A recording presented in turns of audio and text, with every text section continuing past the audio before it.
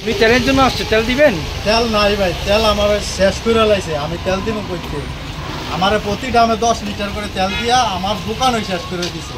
আমি বিক্রি করতে পারি না, মানুষ আমার কাছে তেল চায়, আমি তেল দিতে পারি না, করতে দিব ভাই। আপনার একদম নিঃস্ব করে দিচ্ছে আপনারা? আমার একবারে নিঃস্ব করে দিছে ভাই। কে বা কারা করছে? আমার গোপালদি বাজারের ওই তেল ব্যবসায়ী জামশেরের ছেলে শাওন মিয়া আমার শেষ করে দিছে।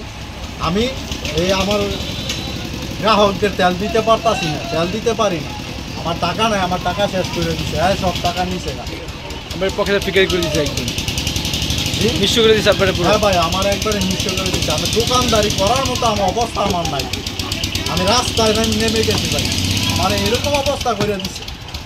যে 14 মধ্যে ব্যবসা করেন আসলে কত মাস ধরে ব্যবসা করে, একদম তেলের মধ্যে 10 লিটার কম দিচ্ছে।